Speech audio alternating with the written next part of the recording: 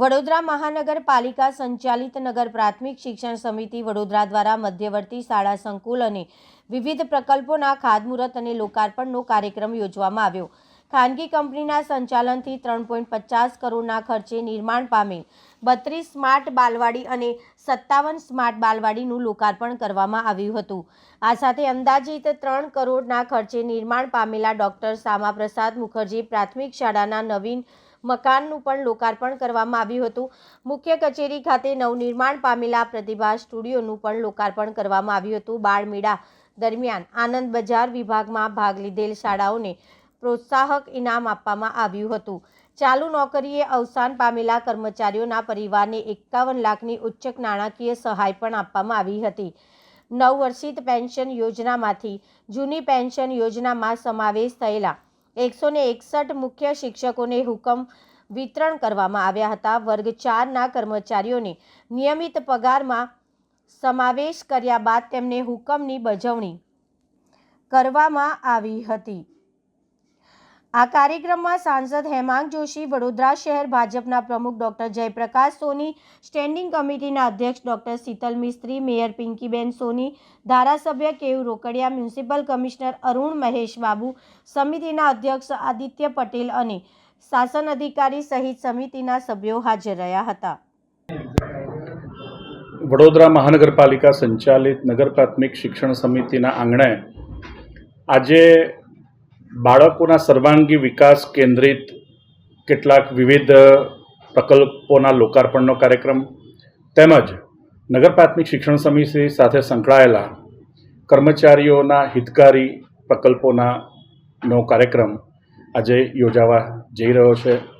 ખાસ કરીને IOCLના CSR હેઠળ નગર પ્રાથમિક શિક્ષણ સમિતિની લગભગ 79 જેટલી બાલવાડી અને બાલવાટિકાને સ્માર્ટ બાલવાડી અને સ્માર્ટ બાલવાટિકામાં રૂપાંતરિત કરવા માટેનું એક સુંદર મજાનો પ્રકલ્પ પૂરો થયો છે।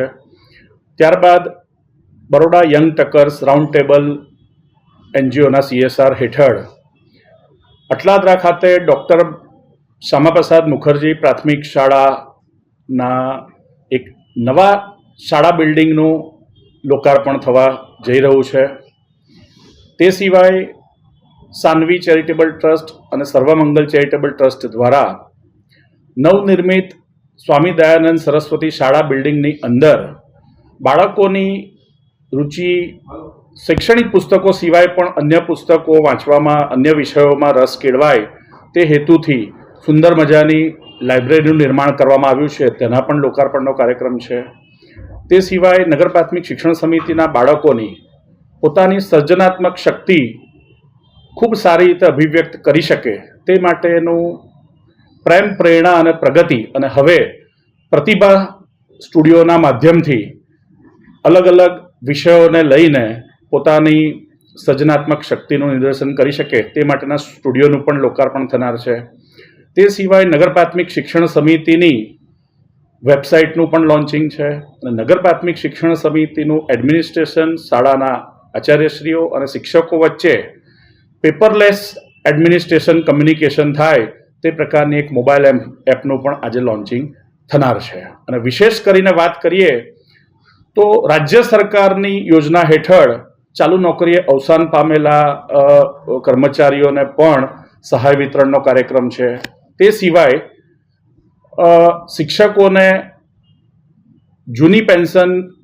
નવી પેન્શન યોજનામાંથી જૂની પેન્શન યોજનામાં પરત ફરવા માટેના 161 જેટલા મુખ્ય શિક્ષકશ્રીઓના હુકમનું વિતરણ છે। અને જેની સૌ વર્ષોથી રાહ જોતા હતા એવો એક મહત્વનો નગર પ્રાથમિક શિક્ષણ સમિતિનો પ્રશ્ન એટલે કે સેવક વર્ગના કર્મચારીઓ કોઈ કારણથી એ કર્મચારીઓનું એક પ્રશ્ન અલગ અલગ તબક્કે નિરાકરણ કરવાનો પ્રયાસ થયો, પરંતુ હાલના તબક્કે તેનો સુખદ બંને પક્ષોના સંવાદ થકી તેનો સુખદ અંત આવ્યો છે।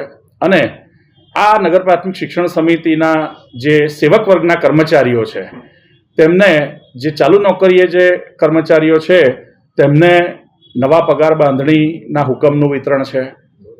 અને એ સિવાય જે નિવૃત્ત થયેલા અથવા મૃત્યુ પામેલા એ કર્મચારીઓ માટે પેન્શન માટેની વ્યવસ્થા સુનિશ્ચિત થઈ છે.